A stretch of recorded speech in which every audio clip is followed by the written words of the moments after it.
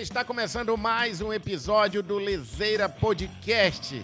Quero mais uma vez agradecer todo o carinho que você tem com a gente, pedir para você compartilhar, se você curtir, aperta no sininho para você ser lembrado dos próximos episódios, tá bom? Pede para as pessoas se inscreverem no nosso canal também, se você já é inscrito. É sempre um prazer tê-los e agradecer que nós estamos correndo uma maratona. Aos poucos, sempre indo, tá bom? Olha só, o nosso podcast de hoje tem a presença de um amigão da gente aqui, um cara que, assim como eu, adora uma merenda, também é um cara que adora curiosidades, e, aliás, a curiosidade, hoje, talvez não, com certeza, um dos norte da área dele. Meu querido Fábio está aqui com a gente, mais uma vez, História Inteligente. É o Instagram do Fábio, também um blog, né, Fábio? Isso, também o blog. Começou como blog. Toque lá. Obrigado por estar aqui com a gente. É isso, eu que agradeço. Olha, tu sabe que a galera, toda vez que você vem aqui, a galera se amarra naquele gordinho que conta umas histórias maravilhosas. Não, escrevem lá pra mim. Márcio, cadê aquele gordinho que conta mais história? Aquele gordinho tá terminando o mestrado, mano. Tá pra ti? Isso. E ele veio da outra vez, nós falamos sobre Manaus, Isso. curiosidades. Só que lá no meio de uma conversa daquela, teve ali que a gente fez um outro também. Qual foi? Isso, foi as curiosidades, a gente mostrou uns antes e depois, né, da cidade, foi isso. Aí teve alguma parada. Enfim, aí tu falou, Márcio, eu quero voltar para falar de crimes. Isso. E hoje, então, a gente vai falar dos crimes que crimes. pararam a cidade Isso. naquela época, né? Isso. O Fábio tem uma colinha porque tem muitos crimes que aconteceram. Lógico, você deve estar dizendo assim, mas crime hoje é a coisa mais comum do mundo. Só que esses crimes que o Fábio traz pra gente tem algumas, como é que eu posso dizer? Algumas... Suas especificidades, né? Aquelas peculiaridades de época. Uhum. Tudo isso. Fábio, tu quer começar por onde? O mais antigo, é isso? Vamos começar pelo mais antigo. Tá, mas eu quero te fazer uma pergunta para aproveitar aqui a deixa, né? Manaus, lá atrás mesmo, eu sei que você já contou histórias até da fundação e tal. O que era? Era uma delegacia? Eu lembro que o meu avô foi escolhido, parece que ele foi nomeado delegado. Não tinha que ter experiência nenhuma, parece que só tinha que ser brabo da cidade, não era isso? Como era antes? Era uma delegacia que se chamava? Sim, nós tínhamos a delegacia, que ela ficava ali na Marechal Deodoro.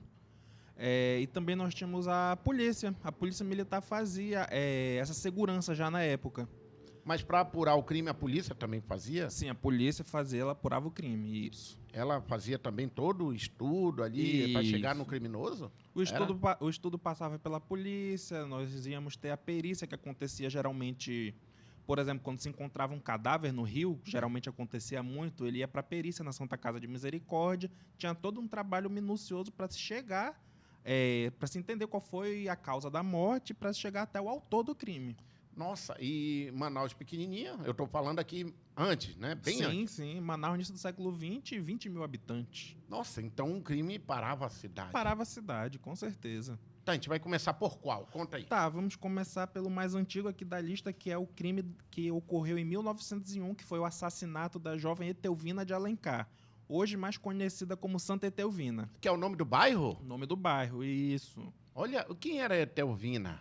Bom, vamos lá. A Etelvina de Alencar, ela era uma jovem de origem cearense. Ela nasceu num povoado conhecido como Boa Vista do Icó, que ficava no Ceará.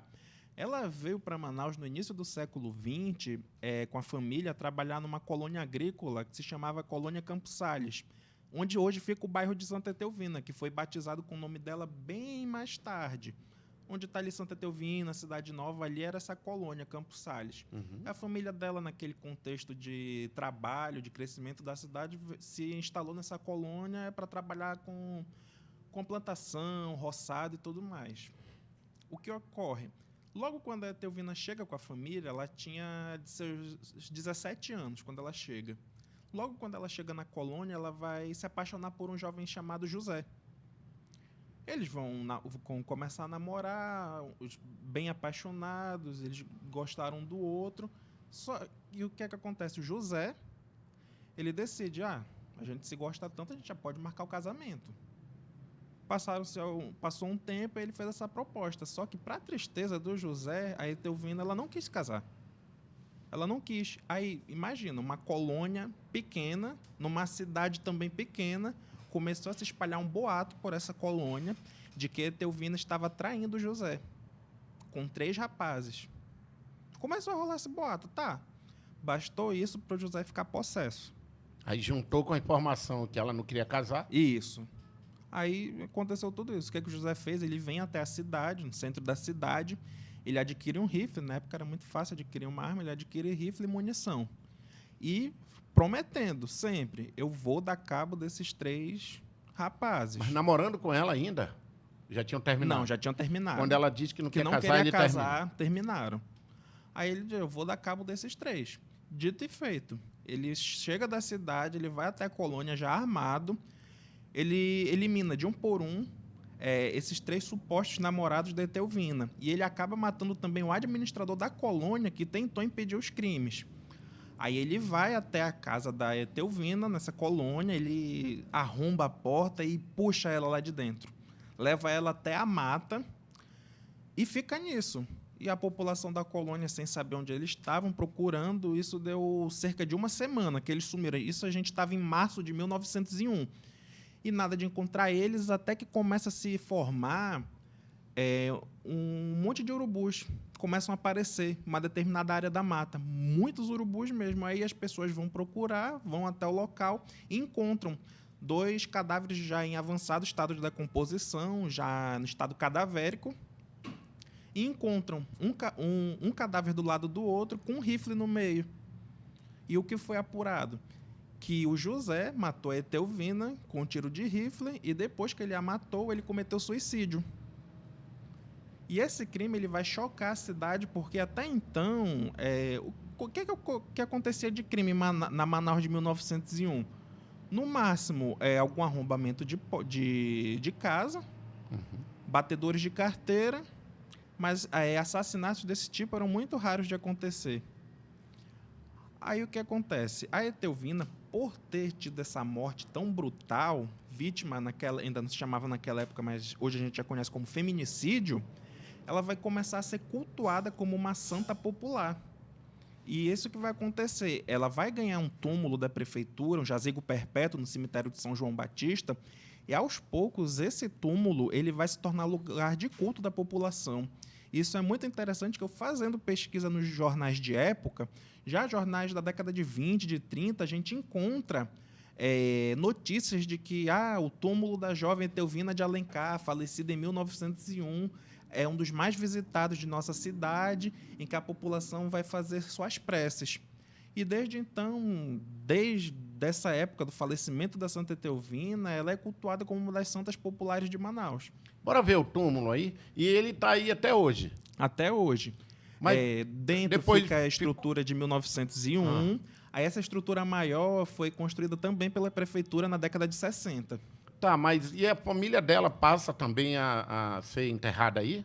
Não, aí foi enterrada só a Santa Etelvina mesmo. Então até hoje é só ela? Só ela. Fábio, mas peraí, mas em que momento, até então era popular que era santa, né? Mas em que momento ela chegou a ser santificada? Não, os santos populares eles não são reconhecidos pela Igreja Católica. Uhum. Eles fazem parte de um culto, como o próprio nome diz, popular. É um culto assim, não tão baseado numa doutrina rígida da Igreja. É uma doutrina popular. Por exemplo, ela teve uma grande provação em vida, ela foi assassinada, vítima de feminicídio, e por ter tido essa trajetória marcada por tantas provações, ela é cultuada pela população como se fosse um santo. Tá, mas tem alguém assim que fala que teve um milagre com ela? Sim, Tem, com certeza. Tem vários? No túmulo dela, a gente está vendo, hoje em dia ele está com essa grade, mas aí dentro a gente pode observar alguns registros escritos com tinta de pessoas agradecendo causas alcançadas. Isso é muito interessante. Eu já cheguei a ver, por exemplo, lá dentro, a pessoa ela pede a autorização da administração do cemitério, as pessoas deixando os moldes de partes do corpo atingidas por alguma doença, pedindo a intercessão de Santa Etelvina e recebendo a cura. Aí ela deixa aquela parte do corpo que foi curada, um molde. E tem lá isso até hoje? Tem, até hoje. E assim, eu estou aqui aprendendo contigo. Tem a santinha dela? Tem? Não, Fizeram não. assim, sabe, igual como eu tenho aqui? Sim, não. Dificilmente os santos populares eles ganham imagens. Interessante, Ó, cara. pode ver, essas marcas de velas são do último dia dos finados. É o túmulo mais, sem dúvida, o mais visitado do cemitério de São João Batista. Tá aí, mais uma informação top. Começamos? Isso. Já eu pico aqui, cara. Nossa. Eu venho. A gente preparou aí uma sequência de podcasts falando sobre religiões, crenças, Eu vi. místicos. E foi muito interessante esse processo todo. E aí agora você contando pra gente, infelizmente, o outro lado do Isso. ser humano, realmente, eu acho que é legal para mostrar para as pessoas a diferença clara do bem e do mal, né? Sim, com certeza. Bora, vamos para o próximo. Vamos, agora a gente vai dar um saltinho de 1901, vai para 1915, Manaus, Carnaval de 1915.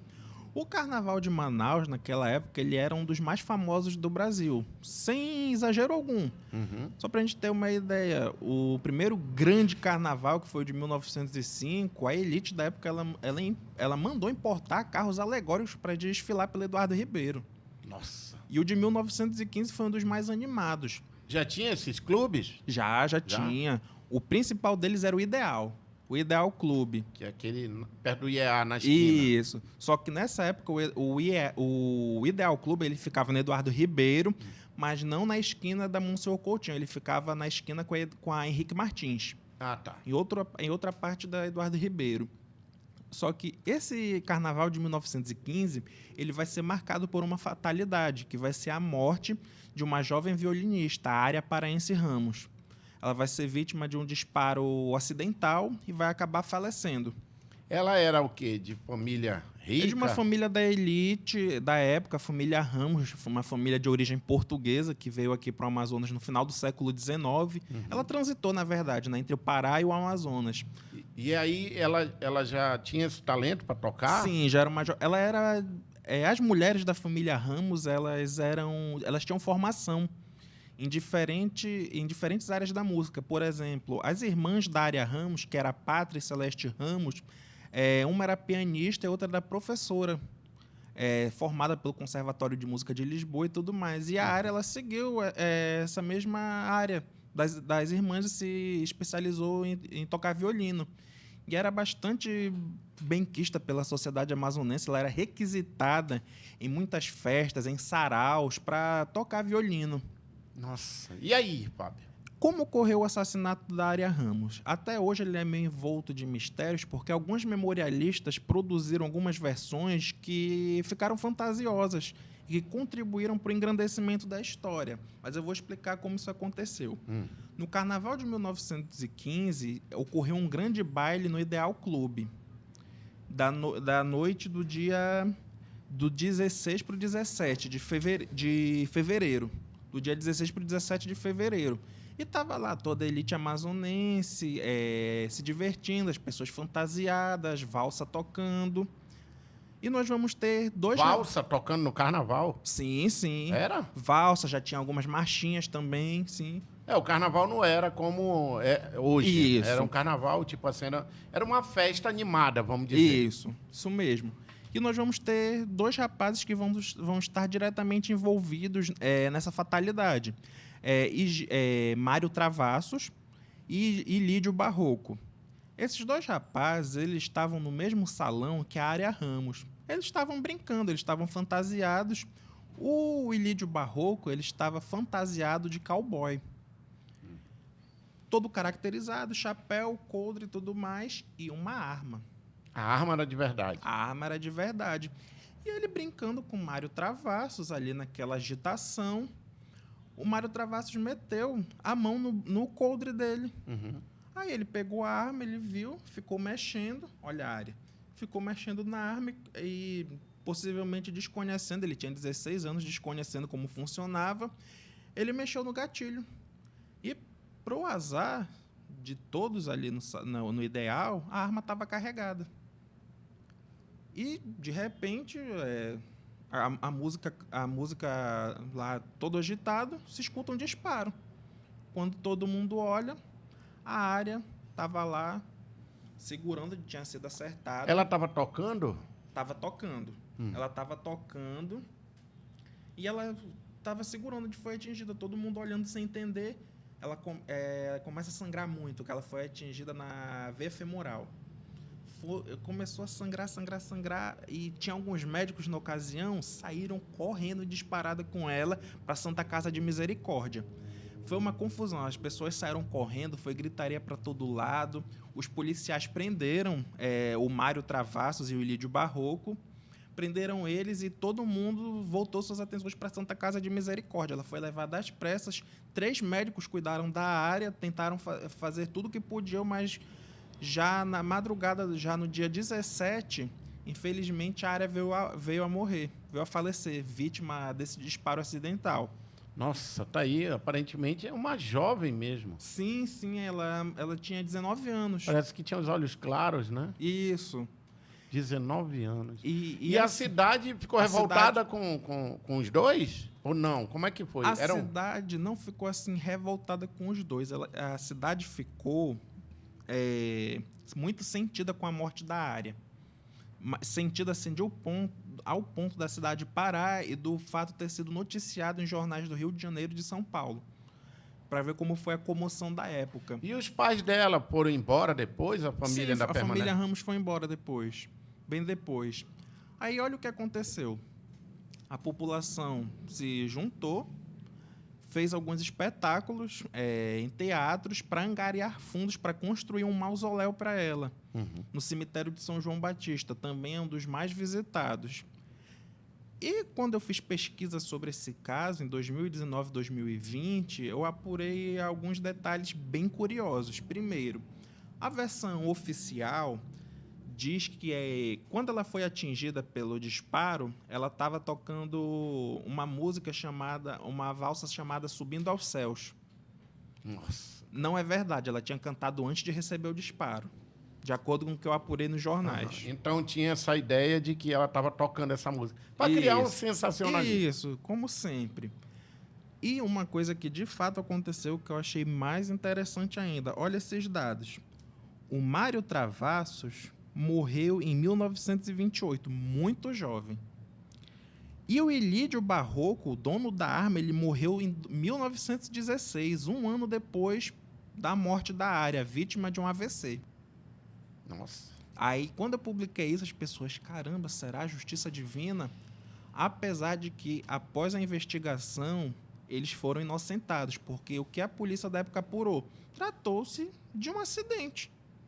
Tratou-se de um acidente. Só que aí aconteceu isso, pesquisando. Eles morreram poucos anos depois da morte da área. Fábio, aproveitando esse tema, todos nós sabemos daquele assassinato da Daniela Pérez, né? E aí o cara lá, o assassino, morreu no dia que era a estreia da novela dele. Você, como um historiador que já viu muitas estatísticas não, números assim dessas datas, tem alguma coisa que te chama muita atenção nessa pesquisa, tipo assim, fora essa aí, assim, de interessante, olha que... Ou de algum crime que logo depois descobriu que a pessoa era inocente, sei lá, alguma curiosidade nesse sentido? Sim, isso aí eu já vejo, já vai mais do caso se a pessoa acredita ou não, né? Mas conta, eu gosto de saber disso. Eu acredito, sim, por exemplo, em coincidências. Nada é por acaso. Por exemplo, as pessoas envolvidas na morte da área morreram poucos anos depois. O assassino da Daniela Pérez morreu no mesmo dia que estreou na novela.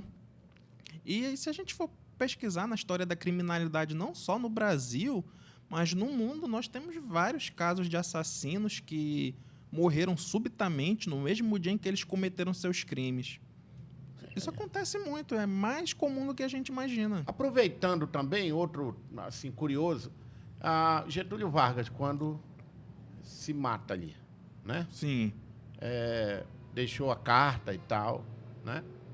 Historicamente, como é que tu vê esse fato dele em plena ali, com medo de perder, né? Sim, sim.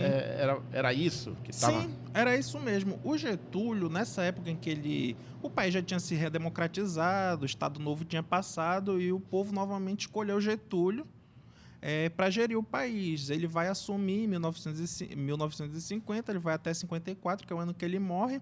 E por ele ser pressionado por setores conservadores da sociedade, que achavam que as medidas que ele estava tomando não estavam agradando ao mercado e principalmente ele foi acusado do que ele mais acusou os outros. Uhum. O Getúlio, para a gente ter uma ideia, na década de 50 ele era acusado de ser comunista.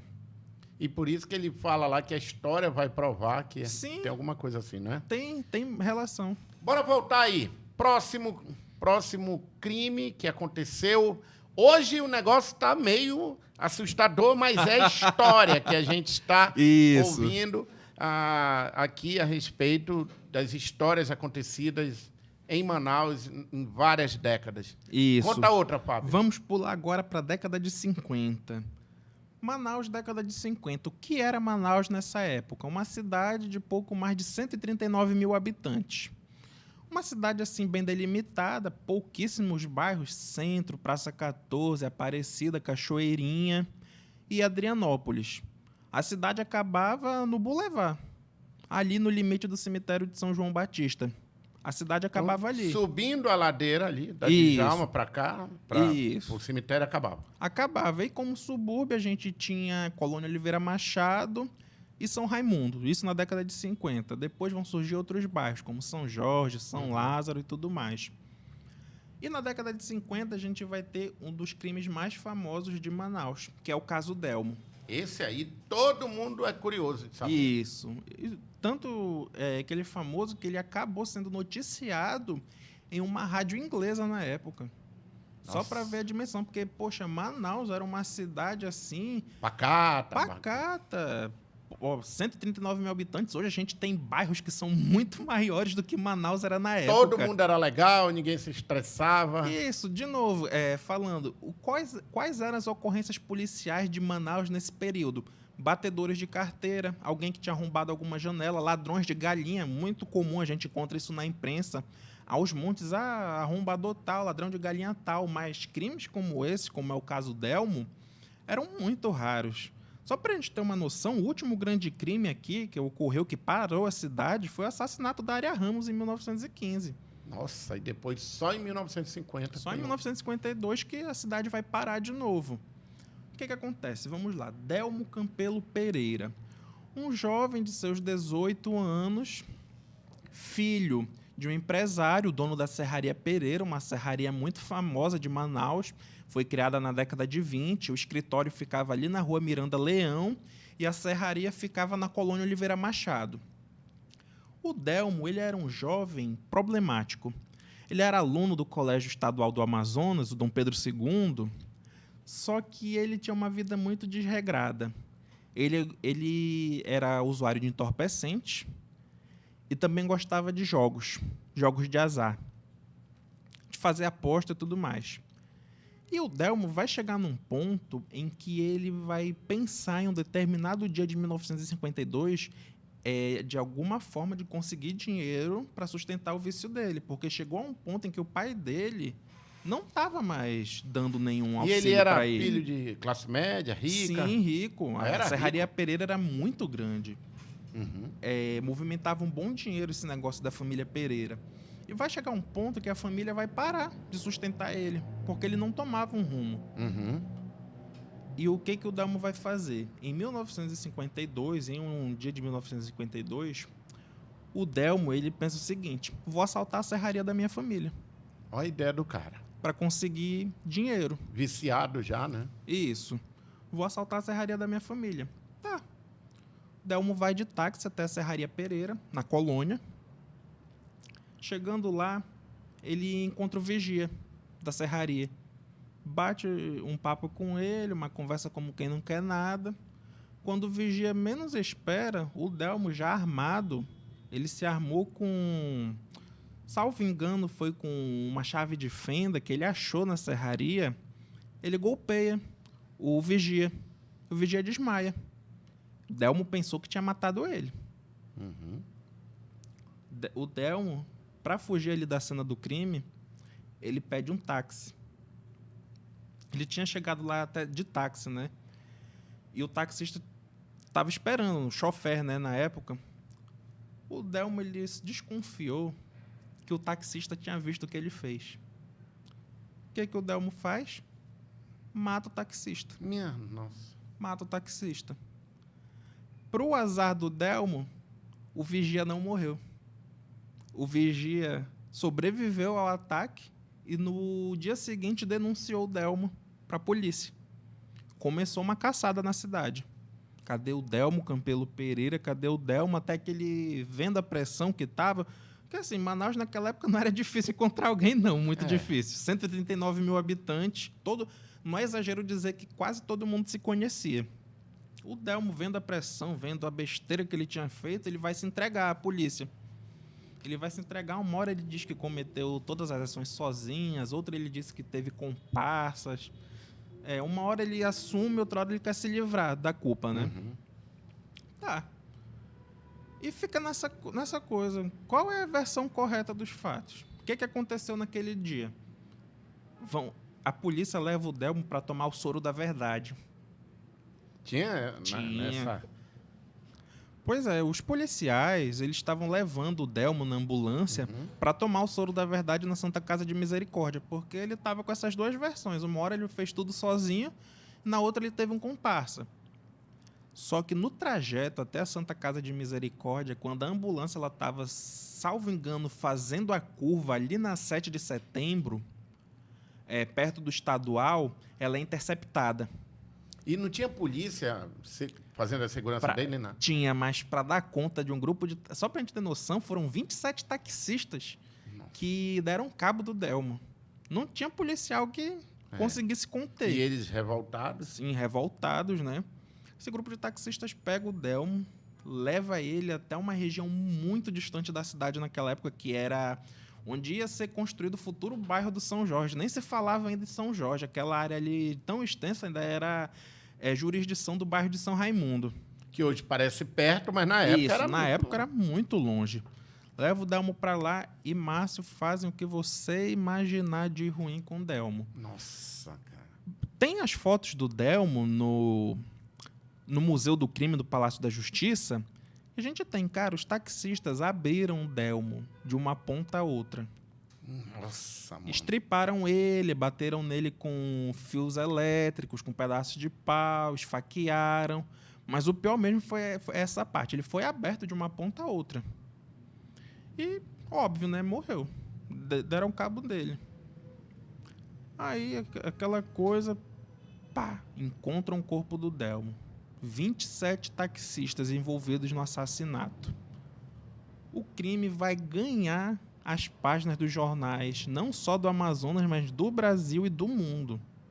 A gente teve rádio na época, rádio inglesa, que noticiou o caso. Mas foi mais por conta da forma como os taxistas pegaram ele. Só pra gente ter uma ideia, isso aqui não é um discurso de bandido bom é bandido morto, não. Uhum. O que acontece na época? O Delmo cometeu esses crimes, né? A partir do momento em que ele foi trucidado pelos taxistas, ninguém mais lembrou dos crimes do Delmo. O que virou o foco dos noticiários foi a forma como o Delmo foi justiçado pelos taxistas. E o Fábio está contando aqui também como historiador. Sim, como historiador. E o que ficou... Mas realmente, eu acho que quando vem esse crime do Delmo, as pessoas lembram mais disso, né? Sim, com certeza. E como você falou, não lembram nem o que ele fez. É por isso que é legal tu estar esclarecendo, contando a história pra gente do que realmente ele tinha feito. E pra gente ter uma ideia do peso do que aconteceu com o Delmo, como eu falei nisso, o Delmo era estudante, né? Cara, a classe estudantil, ela se uniu, que infelizmente eu não trouxe hoje. Mas tem uma foto do cemitério de São João Batista no dia do enterro do Delmo. Eu acho que esse cemitério nunca esteve tão cheio naquela época. Estudantes de todas as escolas de Manaus e uma boa parte da população. Porque, assim, apesar do que o Delmo fez, a população ficou muito chocada e sensibilizada da forma que o Delmo foi justiçado. Fábio, mas o que aconteceu, eu acho que é a pergunta que todo mundo faz, os taxistas foram julgados depois? Foram julgados depois. Todos eles? Todos 27 foram para o banco dos réus e julgados. 27 E taxistas. eles foram condenados? Foram condenados, cumpriram um determinado tempo de prisão. E depois, vida que segue, né? Como se diz. A família Pereira, ela ainda vive aqui em Manaus. Ah, ainda vivem aqui? Ainda vive aqui em Manaus. E uma coisa interessante que aconteceu com o Delmo. O Delmo, ele foi transformado em santo popular também. Sério? Não sabia. Sério? O Delmo, gente... Mas tem gente que vai lá no cemitério sim, e reza, faz as preces, pede para ser intercessão do Delmo para atingir alguma causa, né? Tá, ele também ganhou um lugar lá? Não, da prefeitura não. O jazigo pago pela família mesmo, o jazigo perpétuo. O Delmo, por ser estudante, por ter tido essa morte assim bastante violenta, ele foi transformado em santo popular, santo dos estudantes. Até um tempo atrás, quando eu fazia minhas visitas no São João Batista, objetos que a gente encontrava como sinal de um pedido para o Delmo. Lápis, caneta, caderno. A pessoa pedia, quero ser aprovado nessa prova, quero passar de ano. Fazia o pedido no túmulo do Delmo. Dá para ver aí, Richard, por favor, coloca para a gente a foto do velório, né, do Delmo. Não, do Delmo já no necrotério. Necrotério. Eu morro de medo disso, Fábio. Eu fico... Isso daí já é ele no caixão, na verdade. Vamos dizer assim, é o que restou do que aconteceu. Isso, o que restou. Nossa, era um rapaz novo, né? Sim, 18 anos. Aí tinha 18 anos? 18 anos. Se estivesse vivo, o Delmo completaria 90 anos esse ano. Tá, ele é de 33. É de 33. Richard tem aquela foto da reconstituição do crime. Aí... Tá, aí é o quê? É o vigia contando? Isso, é reconstituição. Ó. Foi com uma chave inglesa que ele atingiu o vigia. Ó, o vigia Antônio Firmino, olha, ele ficou paralítico por causa do golpe recebido na cabeça. Só que ele lembrou do Delmo. É como uma vez um amigo meu, historiador, disse, né? O Delmo pintou e bordou pela cidade e teve aquele fim que... Ainda virou santo. Santo popular. Santo popular, Santo popular. Nossa. Tem mais algum ponto dele que quer falar? Tem alguma? Sim. Mulheres se apaixonaram por ele? Não. Não, sempre tem, né? Aquelas sempre mulheres acontece, que... né? Não, no caso do Delmo, não. A classe que ficou mais sentida mesmo foi a dos estudantes. Eu nunca tinha visto assim uma classe tão unida nessa época como eles por conta da morte do Delmo. Nem pro aumento para baixa do Vale do Transporte se uniram tanto. Isso. Mas também chocou a cidade. Chocou, né? como a morte da área foi uma morte acidental e nem foi tão assim violenta. O Delmo foi estripado como um animal. Cara, isso chocou a população de uma forma... E eles publicaram as fotos depois no jornal? As fotos foram publicadas na revista O Cruzeiro, do Rio de Janeiro. Foram publicadas nos jornais aqui da cidade, porque assim, naquela época não existia censura. A gente pega um jornal... A gente acha que um jornal atualmente é violento, as fotos ainda são borradas. Até os anos 90, as fotos eram publicadas sem nenhum tipo de edição. Eita, Fábio. Meio pesado, né, hoje? Meio? Né? Ninguém tá rindo muito. Mas é história, a gente quer deixar esse registro. Aliás, os alunos que queiram saber sobre o assunto, olha que podcast legal para vocês aí ganharem esse presentão do Fábio. E quer saber mais? História inteligente. O Richard vai abrir para a gente já o Instagram aqui do meu querido Fábio, que quando o Fábio veio aqui, eu lembro que tinha quantos seguidores, Fábio? 6 ou 10, será? Não tinha 10, não. Tinha 10 não, né? Entre 6 e 9. 6 e 9, né? Tem quantos? 38. Eita! 38. Se e Deus a quiser, vai carinha subir de mais. sem vergonha ainda continua ali, ó. 38 mil seguidores. Tá bom pra ti, Richard? Tá bom, João? Olha aí, ó. Mas também, minha gente, pense num historiador que é pesquisador e que sabe o que posta, sabe o que escreve, porque pesquisa. Recomendo muito, muito mesmo para você seguir o meu querido Fábio no História Inteligente. Tá bom? Beleza, graduado em História, mestrando em História, criador do blog de O blog ainda tá Sim, ativo? sim. Tu falou da outra vez que ia dar uma... Tá ativo, não estou publicando tanto, mas eu vou vir com umas novas publicações. Passando essa fase do mestrado, da redação da dissertação, eu vou abastecer com novos textos. Lá tem a história do Quicão. Que o Fábio já contou Olha, lá pra tem a gente. história do Quicão. Em breve eu vou atrás das origens de outras iguarias. Eu tô caçando no momento as origens do Pirarucu de Casaca, Ah.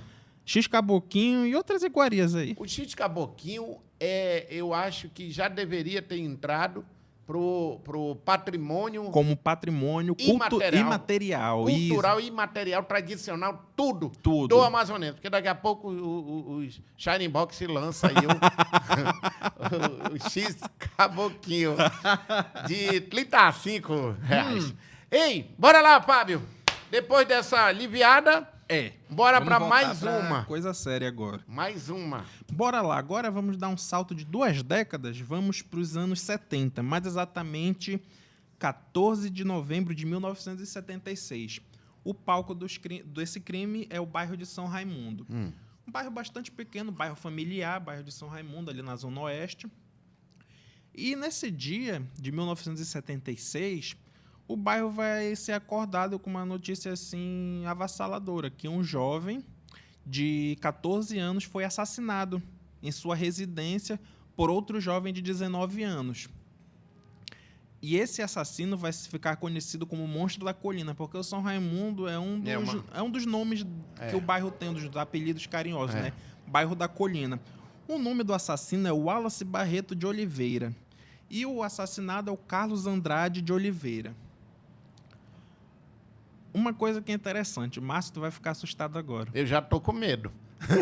Ninguém sabe qual é o paradeiro do Monstro da Colina. Ele pode estar ouvindo esse podcast agora. Valei minha nossa. É sério isso? É sério. O que é que acontece? O Monstro da Colina Não, peraí. Volta aí. Tu deu o nome, quem matou. Isso. Wallace Barreto de Oliveira. Só que ninguém achou ele. Não, acharam. Só que uma coisa que aconteceu. O Monstro da Colina ele vai ser preso e vai fugir várias vezes. Chega um momento que a última fuga dele foi em 1986. Ele sumiu das páginas policiais. Ninguém sabe o que aconteceu com o Monstro Sumiu da das páginas policiais. Aí é aquela coisa. Eu posso pensar que ele morreu. Ou Eu que também. ele tá... Eu prefiro não acreditar que ele tá ouvindo a gente.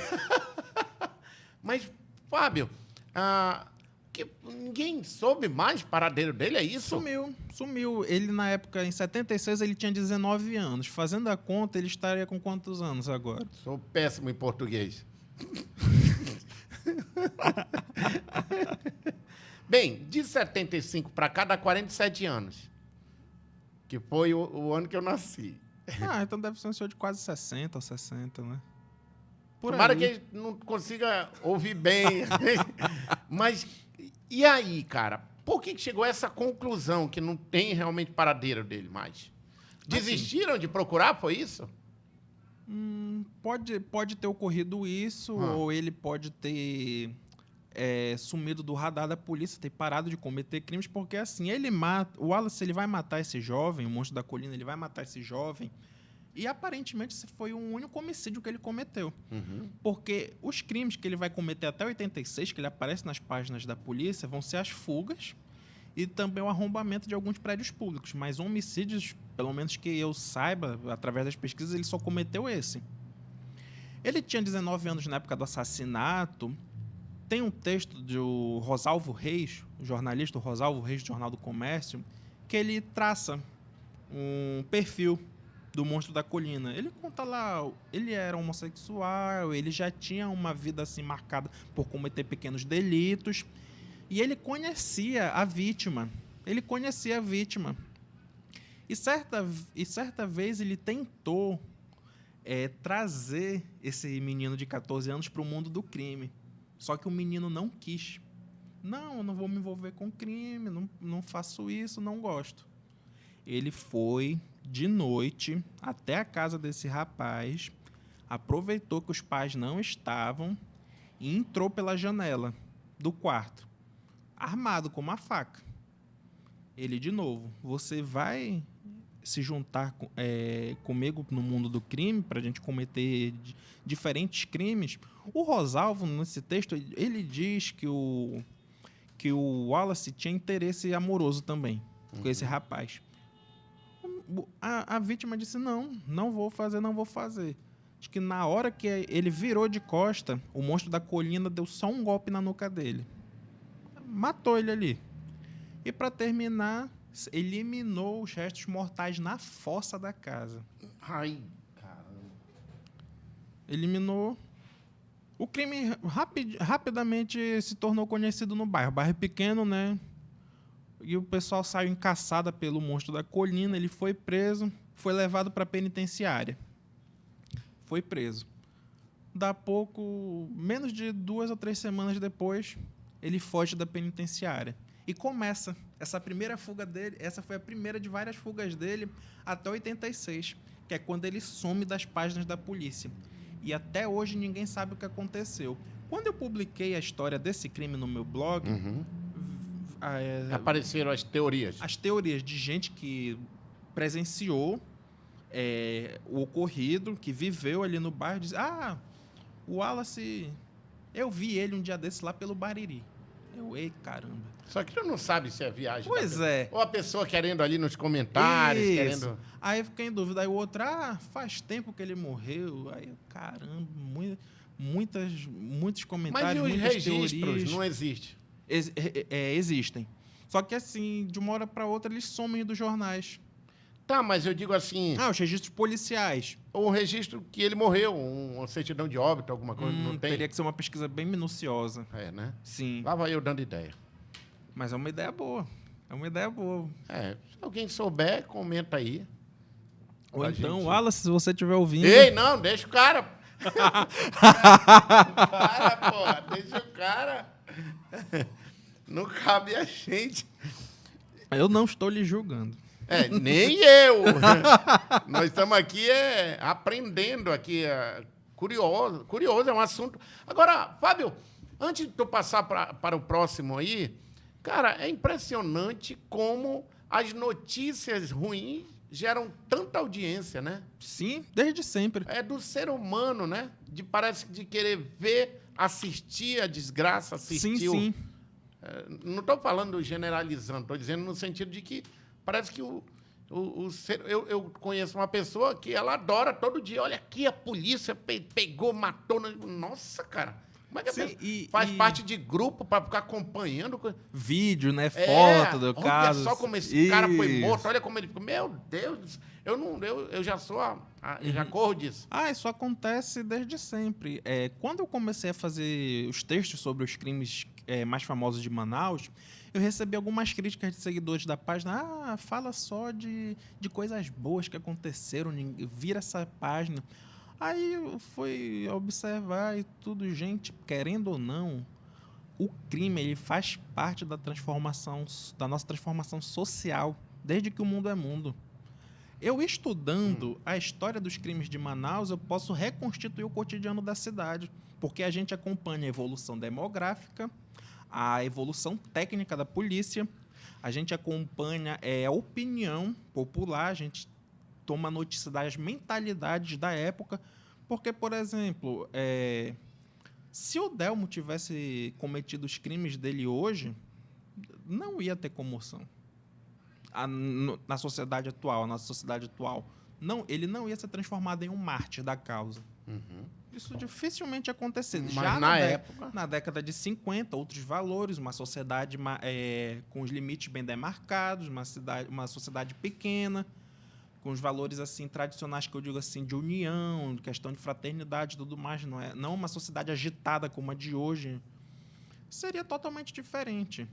E, Fábio, outra coisa também é a questão que a gente sabe que o Código Civil é antigão. Sim. 1915 ou 17, 16, não lembro.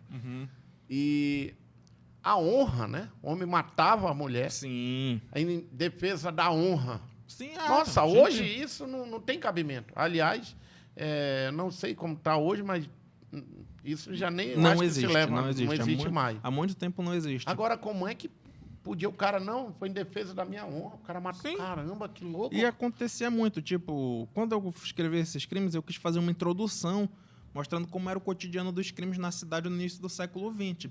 É o que mais você encontra, registros de processos de pessoas que foram inocentadas porque estavam apenas defendendo a sua honra.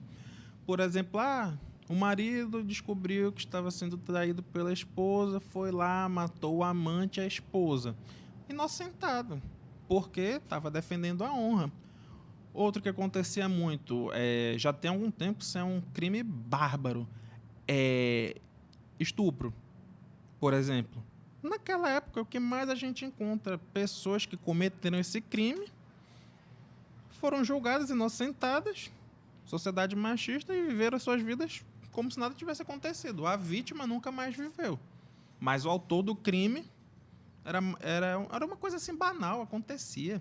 Hoje não, graças a Deus. Graças a Deus evoluímos. A sociedade, após anos de luta, a nossa sociedade está num estágio que já não se tolera mais esse tipo de coisa. Mas crime de honra, assim, pegar o jornal do século XIX e XX que a gente mais encontra, esses casos. Duelos. Tem registro em jornais de duelos travados no meio das ruas e das avenidas. Duelo de um atirar o outro? Isso. Igual para o Oeste? Igual para o Oeste. Aqui em Manaus? Aqui em Manaus. Ou então briga mesmo. Duelo, uma briga mesmo. Por conta de uma honra ferida, por conta de uma traição. A gente encontra isso. O cara ia para... Eu te desafio tal hora em tal canto. Sim, sim. Igual a gente pequeno no recreio, eu te pego lá fora. Sim, isso.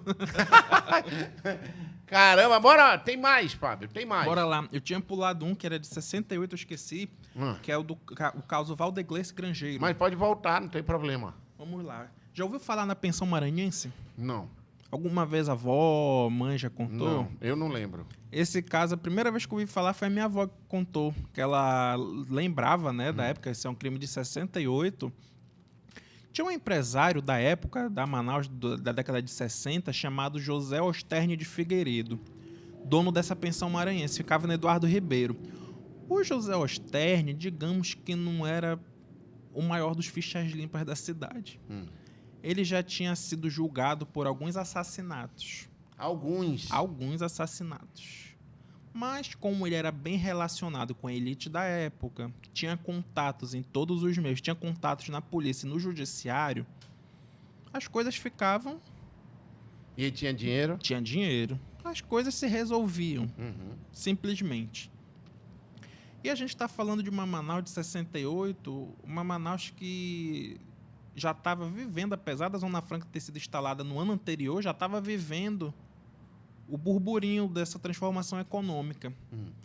E a cidade cresceu, a cidade estava começando a se expandir, vieram muitas pessoas trabalhar aqui, mas nem todas foram absorvidas pelo mercado de trabalho. Aí muitas tiveram que optar pela informalidade para sobreviver. E uma dessas pessoas foi um jovem chamado Valdeglece Grangeiro. Ele vivia como engraxate para complementar a pequena renda familiar.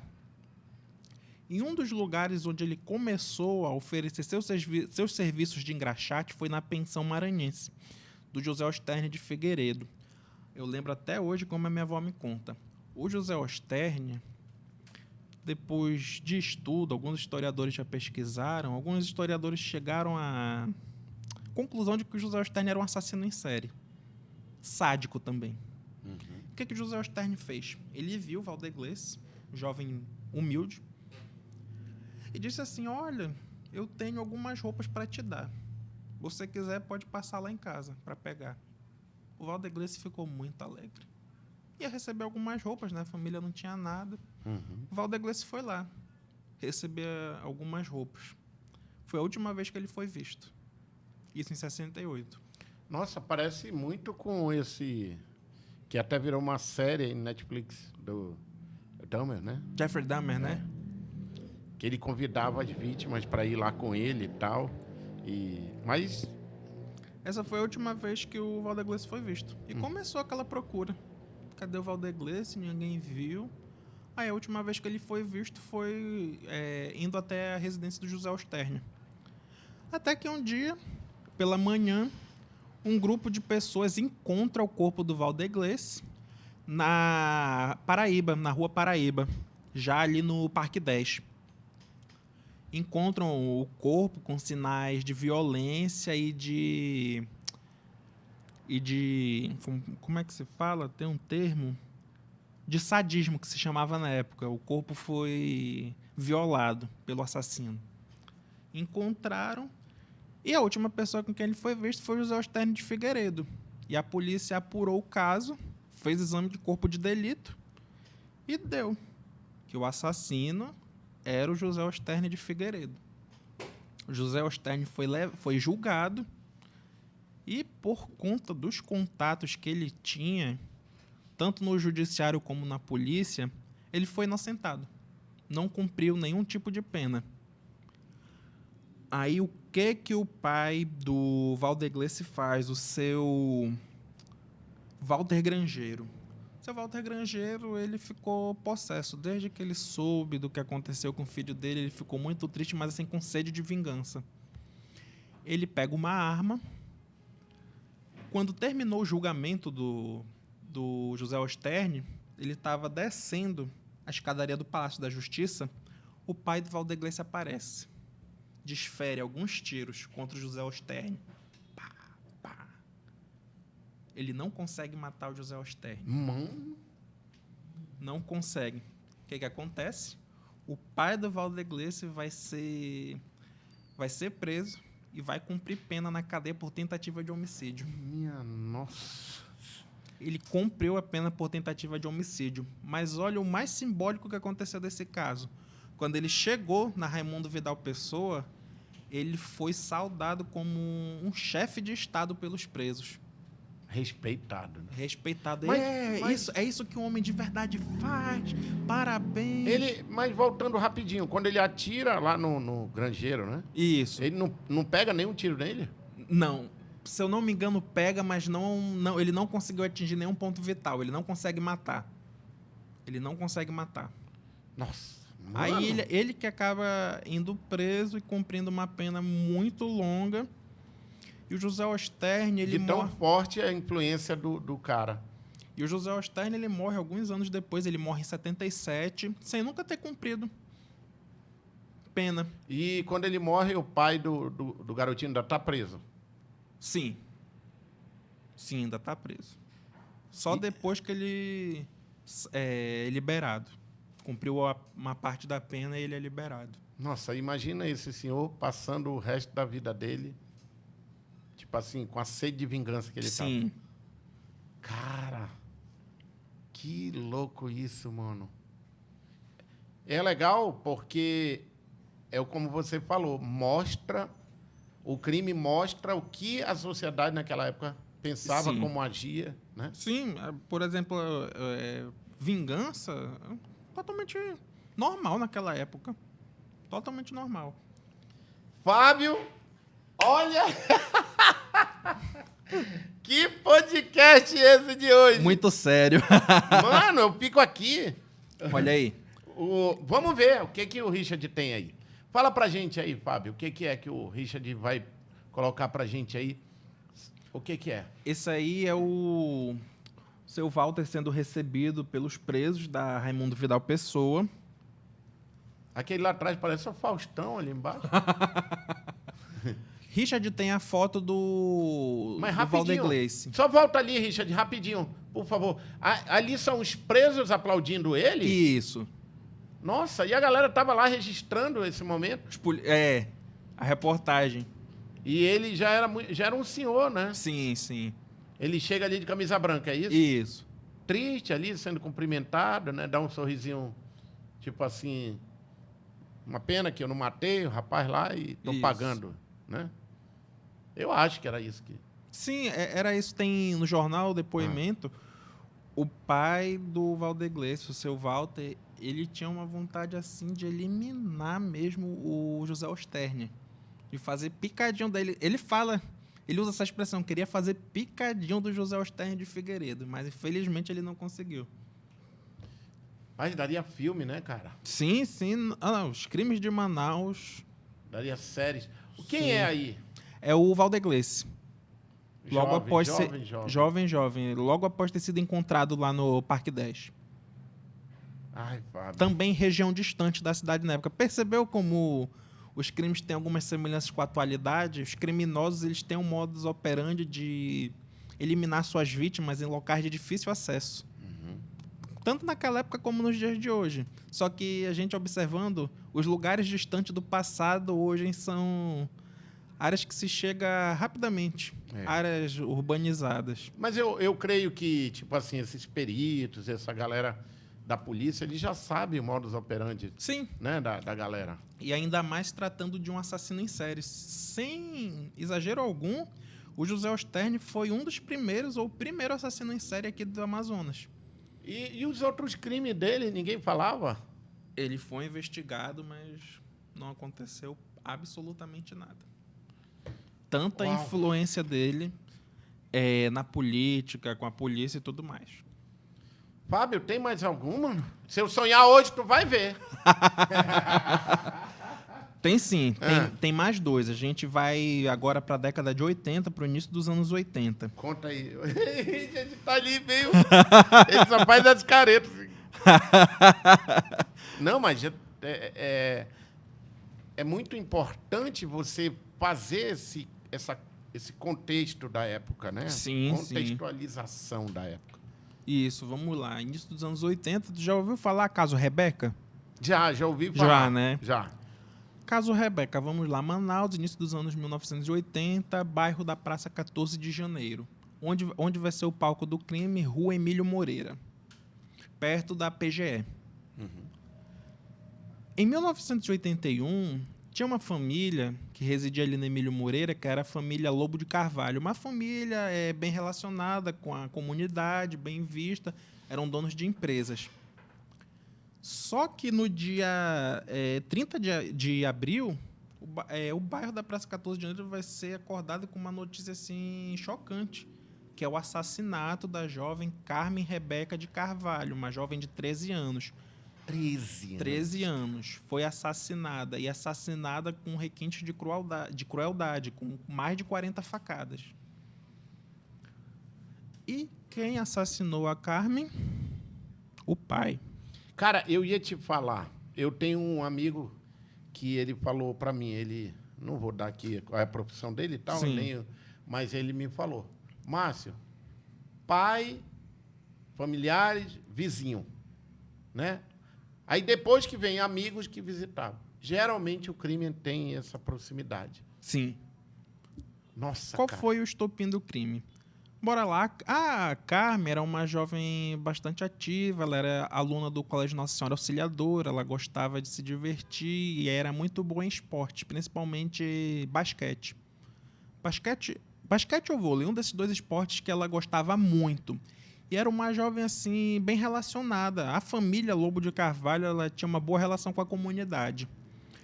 O pai da Carmen, o Carlos Lobo de Carvalho, ele tinha uma empresa que ficava na Praça 14 mesmo.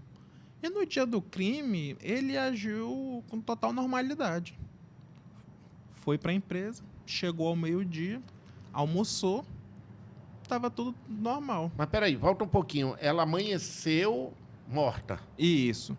E todo mundo ali procurando saber, e ele foi trabalhar. Não, isso eu estou contando agora os antecedentes do crime. Ah, tá. Ele fez tudo isso no dia do assassinato, horas antes de assassinar ela. Ele fez tudo isso, foi para o trabalho, chegou, almoçou e descansou um pouco. Só que uma coisa chamou a atenção da empregada. Do nada, assim, o Carlos juntou uma soma em dinheiro, pegou uns documentos e disse que tinha que viajar de uma hora para outra. Fábio, desculpa, eu preciso me contextualizar. Desculpa a minha leseira aqui. Mas peraí, volta um pouquinho, eu não estou conseguindo entender. Ainda não tinham achado a criança morta? Não, eu tô falando agora, quando eu tô falando agora, ela ainda está viva. Ah, tá. Ela ainda está viva. Ainda está viva. Tá. É porque quem matou foi o pai. E nesse dia ele foi passear e foi trabalhar e eu... Tá, agora eu entendi. Agora não, entendeu, mas legal, né? legal. Peraí, até para quem está ouvindo a gente acompanhando. Isso. Então, beleza. Volta No aí. dia que ele matou a Carmen, horas antes, ele fez tudo isso. Ah, tá. Ele fez tudo isso. Juntou dinheiro, os documentos, alguma papelada e disse que ia viajar. Disse para a empregada que ia viajar. A Carmen entrou no quarto dele, conversou um pouco com ele e eles se trancaram no quarto. Passaram-se algumas horas, a empregada achou aquilo estranho e foi no quarto. Ele saiu, aí falou para a empregada, não abra essa porta. Falou assim, não abra essa porta. E saiu. Dá algum tempo, a empregada abre a porta. Quando ela entra, tá a Carmen, ensanguentada, enrolada num lençol, já morta. E o pessoal, sem entender aquilo, a notícia se espalhou pelo bairro e só quem podia ter cometido o crime, o pai, a última pessoa que foi vista com ela. E o pessoal começou a procurar o Carlos. Começou a procurar até que a polícia acabou fechando as saídas da cidade e capturou ele. Capturou, fizeram o exame de corpo de conjunção carnal na Carmen, porque ficaram com essa principal dúvida se ele tinha abusado sexualmente dela, mas ele não abusou. O exame deu negativo, não abusou. Ele simplesmente a assassinou com 40 facadas, com uma faca de caçador. E ficou aquela coisa, por que ele fez isso? Aí foram investigar quem era Carlos Lobo de Carvalho. O Carlos era um tipo de pai controlador. E ele tinha um sentimento de posse sobre a filha. E a polícia chegou a um ponto de que o principal fator que motivou o assassinato foi o fato da Carmen ter começado a namorar com um rapaz. Ele não aceitou aquilo. Ele não aceitou. Ela tinha 13 anos. 13 anos. Ele não aceitou. Ela é minha filha, ela não vai namorar. Eu tô falando que na minha cabeça ela ainda é criança, né? Sim, eu não sim. tô aqui dizendo que ela já tinha 13 anos para namorar, não tô falando isso. Sim. E aquela coisa, parece que esse foi o principal estopim, porque o Carlos não aceitou que ela tivesse um namorado. Ele era um pai extremamente controlador, e isso só com ela, não era com os outros filhos, de acordo com as pesquisas. De filha só tinha ela? Os outros eram homens? Tinha homem. Tinha filhos homens. E ele era assim com ela. E chega um ponto em que, no depoimento, o Carlos vai dizer: não fui eu que matei minha filha, eu fui possuído por um demônio. Ele fala isso no depoimento. Não fui eu, fui possuído no momento, não fui eu que matei ela. Só que esse depoimento para a polícia foi o mesmo que nada. Uhum. Que foi o que aconteceu. Se constatou que o Carlos Lobo de Carvalho tinha matado a filha com 40 facadas. Principal causa, ciúmes da filha. E aí foi aquela comoção na cidade. A mãe da Carmen ficou assim, totalmente abalada. Ela foi na polícia, no dia do depoimento do Carlos, e se perguntando: por que você fez isso com a nossa filha? Por que, seu monstro? Por que você fez isso? E ninguém entendeu. Passaram-se os anos, eu descobri que o Carlos morreu em 2018, se eu não me engano, sem nunca ter sido perdoado pela família, pela mãe, por nenhum parente. E a mãe da Carmen morreu de velhice já, também. Uhum. E até hoje ficou esse questionamento. Será que foi só mesmo o ciúme que foi a causa do assassinato da Carmen? É muito louco, né? Você ficar depois de que acontece tudo isso, aqui a gente fica assim, caramba, o que levou? Sim. O que deu na cabeça do cara, né? E ele cumpriu pena? Cumpriu, mas agora que eu vou falar é curioso. O Carlos, enquanto ele estava cumprindo pena, ele se formou em direito. Ele fez a própria defesa. Cara, Ele fez a própria defesa e conseguiu cumprir só uma parte da pena. Ele foi solto. Ele foi solto? Foi solto. Foi solto. Esse depoimento eu recebi de membros da família. Ele se formou em direito, conseguiu fazer a própria defesa e foi solto. E viveu o resto da vida longe da família, mas... E até o final do dia dele morando em Manaus? Morando em Manaus. Tem imagem aqui, não? Dele não, tem só da Carmen. Nossa. Mostra aí, Richard, a imagem da Carmen, por favor. Caramba, mano. A gente fica... hoje eu tô... A gente fica aqui, mano. Mas é um assunto que Aqui, realmente... essa imagem do Jornal do Comércio de 1981. Eu quero aproveitar aqui e registrar aqui, agradecer o Jornal do Comércio. O Fábio ainda Sim. escreve lá no jornal. Manda um abraço para todos os colegas de lá. Jornal do Comércio, que tem uma história linda com a nossa cidade. O Jornal do Comércio se mistura com a história da gente, né? Sim. Tem uma novidade sobre isso. Já falar. Tem quantos anos o Jornal do Comércio? 119 fez esse ano. Nossa! Então, surgiu que eu só peço 1904. 1904. Tá aí a imagem da Carmen Rebeca. Esse aí é o assassino. Pai dela. Carlos Lobo de Carvalho. Arma do crime. Uma arma de caça. Essa é a mãe. No dia do depoimento.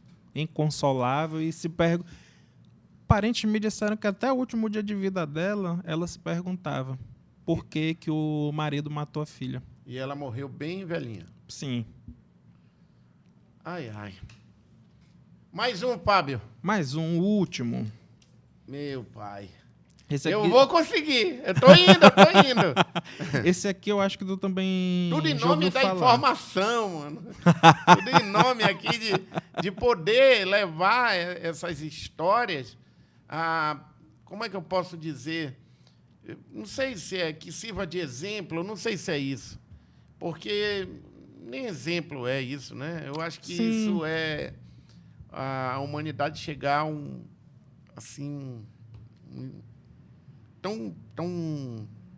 não encontro nem palavras para dizer, chegar a esse ponto, a esse nível, né? Isso mesmo. E a gente percebendo, né? A gente está falando desde 1901 dos crimes, algo que sempre existiu, né? Mas vai sempre se transformando. A maldade humana ela vai sempre se transformando, se aprimorando mais. Mas ainda bem que tem aí as polícias que vão descobrindo. Sim. O trabalho a própria transformação da estrutura dos órgãos de investigação, da polícia, dos tribunais, tudo isso é totalmente importante. O que tu contou, por exemplo, lá naqueles crimes lá atrás, acho que é do granjeiro que leva o José Osterne, da pensão maranhense. Que leva o garotinho. Isso. Não tinha câmera, né? Descobriram porque era alguém viu por último, alguém viu. Não tinha outra. Não tinha ali impressões digitais, não tinha isso. Correto. Bora lá, Fábio, para a gente encerrar. Para a gente finalizar esse podcast bem curioso. Curioso, assombroso. Nem o de Halloween que nós fizemos foi tão pesado, né? Todo mundo mudinho ali. Fica todo mundo calado. Mas é pesado. É pesado. Bora lá. O último que eu selecionei para a gente finalizar aqui nos anos 90, esse possivelmente deve ter ouvido falar. Caso Jairzinho. Não lembro. Não lembra? Não lembro. Vamos lá. Local do crime, bairro de São Francisco, início do ano de 1992. Dia 1º de janeiro de 1992. O que eu vou falar aqui é tudo baseado em pesquisas feitas em fontes primárias do Jornal do Comércio. De acordo com as pesquisas no jornal, a gente registra o seguinte. Final de ano de 1991 foi bastante movimentado, as pessoas sempre com esperanças em melhorias para o ano seguinte, em boas novas. Só que no bairro de São Francisco ia ser diferente, porque no dia 1º de janeiro de 1992 as pessoas vão encontrar um cadáver próximo do pátio da igreja de São Francisco. O cadáver de uma criança de 8 anos, o Jairzinho. E após exames da perícia, descobriu-se que ele já estava morto há mais de 12 dias. Nossa, antes do Natal. Antes do Natal. E os relatos que eu consegui, tanto no Jornal do Comércio como de pessoas que viveram naquele período, que presenciaram a ocorrida, elas diziam, nossa, eu passava naquele dezembro, próximo da igreja, e sentia um cheiro forte de carne podre. E não sabia o que era aquilo. Aí, no dia 1º, encontram o motivo, o que estava causando aquele cheiro. Encontram o corpo do Jairzinho. começa de novo o que sempre acontece. O crime ele circula pelo bairro primeiro, depois ele ganha a cidade. E ganha jornais de outros estados também. E começa aquela coisa. Quem matou o Jairzinho? Uma criança de 8 anos. E a perícia, de acordo com a perícia, ele foi morto enforcado. E ainda jogaram soda cáustica nele para facilitar mais a decomposição. Tá, vamos lá. Suspeitos. Um pároco da igreja de São Francisco. Um pároco? Um pároco. Não vou citar nomes. Não, tá. Né? Um pároco, um lanterneiro, um comerciante ali da área e o pai do Jairzinho. Vamos lá analisar. Por que o pároco foi um dos primeiros suspeitos? O corpo foi achado no terreno da igreja. E de acordo com depoimentos, esse pároco ele não gostava da presença de crianças jogando bola ali perto, porque a bola acabava, vez ou outra, atingindo alguma janela da igreja. Esse lanterneiro, que é o outro suspeito, ele disse ter sido contratado por esse pároco para dar cabo do Jairzinho. Para dar cabo é matar o Jairzinho. Matar o Jairzinho. Como foi isso? O lanterneiro disse: olha, o pároco da igreja de São Francisco, ele perguntou, quanto é que você quer para fazer um serviço para mim? Ele aceitou. O pároco disse, o serviço é para dar cabo de uma criança. Ele disse que aceitou. Aceitou o serviço. Foi até a praça da igreja e o Jairzinho estava lá brincando. Aí o padre aparece e aí fala, eu não disse que você um dia ia ter o que merece? Aí quando o Jairzinho menos espera, o lanterneiro atinge ele com um golpe na cabeça. O lanterneiro disse, para minha surpresa, eu não imaginava que o golpe que eu dei ia matar ele. E o Jairzinho morreu. Depoimento do lanterneiro. Tá. O pároco sai da cidade. Foi maior confusão. A CNBB, as outras entidades da Igreja Católica disseram que alguém estava tramando contra a imagem da igreja. Eu sei que no final o Frei saiu daqui de Manaus. O negócio foi pesado mesmo. Tá. Só que a investigação chegou a um ponto de que não teria sido o Frei que foi o mandante ou causador da morte do Jairzinho. Tinha algumas inconsistências no depoimento do lanterneiro. Aí, encontram um novo suspeito. Quem? O pai do Jairzinho. O que levou à suspeita do pai do Jairzinho? Encontraram na casa dele uma carta escrita pedindo um resgate em dinheiro pelo Jairzinho. E depois de terem feito a perícia na carta, descobriram que quem fez a carta foi o pai do Jairzinho. Como se ele estivesse forjando o sequestro do próprio filho para ganhar dinheiro. E encontraram.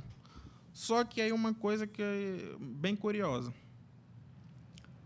Por conta desses 3 suspeitos e de não ter chegado a lugar nenhum, o caso foi arquivado em 1995. Nossa, Fábio. Até hoje não se sabe quem matou, de fato, quem matou o Jairzinho.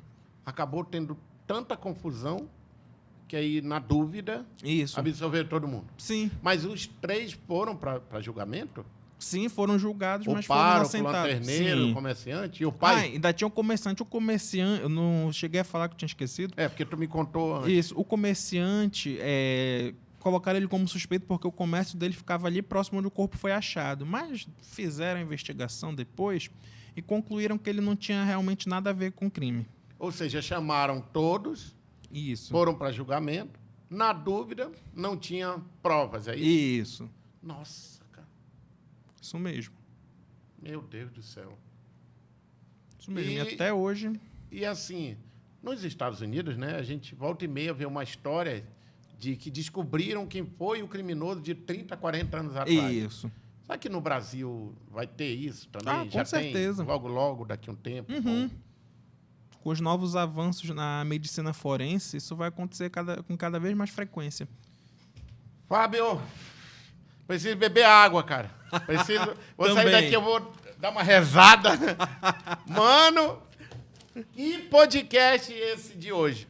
Lembrando, gente, que o Fábio é historiador. A gente fez esse podcast e fica aí o registro. Fábio, mas antes da gente terminar, eu queria agora a tua opinião como historiador de essa reflexão. Eu queria que você falasse quais são as lições, o que fica, o que realmente você tira de lição como ser humano, né? E eu sei que você fez aí a sua tese no cemitério, você é um cara que conhece a história no cemitério. E qual é essa linha tênue aí, né, da vida, morte? Qual é a conclusão do Fábio diante da vida e o que fica para a gente deixar aqui uma mensagem de amor, né, para a humanidade? Sim, olha, como historiador, eu fico observando, que eu falei aquela vez, né, algumas pessoas criticaram quando eu comecei a escrever sobre crimes. Só que, analisando a genealogia dos crimes, eles estão intrinsecamente ligados à evolução da nossa sociedade. Não tem como falar de uma sociedade sem falar desses acontecimentos tristes, né, que são os crimes. Por quê? O que chama a atenção da sociedade num crime? A forma como ocorreu, a investigação e o desfecho. Querendo ou não, a nossa sociedade é uma sociedade do espetáculo. Chama atenção, não tem como. Chama atenção. E, além disso, chama atenção assim, para a gente conhecer os crimes, para ter uma noção como está a nossa sociedade. Chega a ser um termômetro sobre a sociedade em determinados períodos. Por que determinado crime era mais comum em determinada época e hoje não é mais? Isso é um sinal de como se encontra a sociedade naquele período. Por que o feminicídio era tão comum há 40 anos atrás e hoje já tem uma tipificação específica? É um sinal de que houve uma luta e uma transformação na sociedade. Estudar um crime não é assim estudar simplesmente pelo lado mórbido, mas para ter um conhecimento técnico mesmo. É isso. Os conhecimentos, todos esses aspectos da sociedade, até mesmo os mais mórbidos ou macabros, como a pessoa preferir chamar, devem ser estudados, porque, querendo ou não, eles fazem parte do nosso cotidiano, direto ou indiretamente. E que a gente possa sempre colocar o bem em primeiro lugar, né? Com certeza. E mexe muito comigo isso. Nossa, eu fico aqui porque eu sou um cara muito do bem, eu acredito muito em Deus, eu tenho muita fé, eu respeito ao próximo. Sim. E isso vem de uma forma que só nos resta o amor, né? Sim, com certeza. Senhoras e senhores, meu querido amigo Fábio, muito obrigado mais uma vez, de coração. Eu espero que a gente se encontre de novo. Com certeza. O Fábio sempre liga, Márcio, eu tenho aqui um tópico muito legal para a gente conversar no podcast.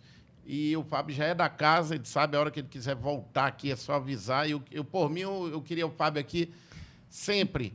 E mandar um abraço aqui para todo mundo lá do Jornal do Comércio, onde você trabalha. Mandar um abraço e desejar muita sorte agora na linha final do seu mestrado. Isso. E vida longa, o História Inteligente.